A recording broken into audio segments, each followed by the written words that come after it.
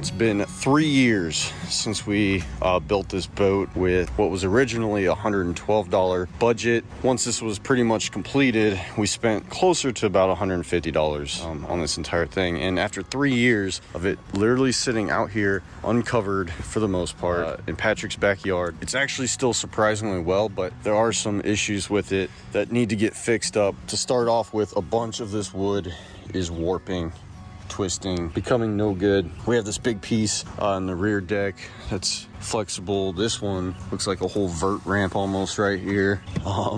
This whole lid is completely, you can barely see it, but it's much higher on this side, dips down and then goes lower over there. This lid is completely shot. We have at least a ½ inch gap up front right there.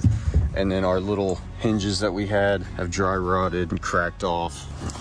Screws are all rusted out. So much mold inside this boat. I mean, this thing, be glad you guys cannot smell any of this, because once you open this, it's not good. It's pretty stout. Yeah, it is not good. Your Bigfoot switch has been pretty good, right? Yeah, it just actually cracked last time I had it out. I just wanted to really kind of give you guys an update on this build. And, you know, for spending that amount of money, obviously prices of items were different, you know, 3 years ago. But for 150 bucks, this thing has lasted pretty well for 3 years, which is extremely impressive. And it's not been stored. I've had the cover on it, but the cover gets a hole in it. I mean, it's been exposed to the elements for sure, which is probably why the mold's there and, you know, some of the cause of the warping on there. But I think it's held up very well. Still catching fish out of it, so.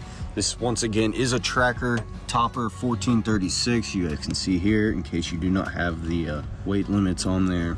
I need to know how many of you have a boat like this. If you do, leave it in the comment section below. The reason I want to show you guys this is because we are planning to design a kit based around this boat. We're not trying to remove bench sheets. We're going to do it all aluminum though, so that, you know, in 3 years, it should look still kind of new, as opposed to all warped and everything. So a lower price point, better durability, it should last you much longer than 3 years before you need to start replacing stuff. Everything's going to be interchangeable. It'll just be one simple kit. I think that would benefit a lot of people. We want to make this as simple as possible.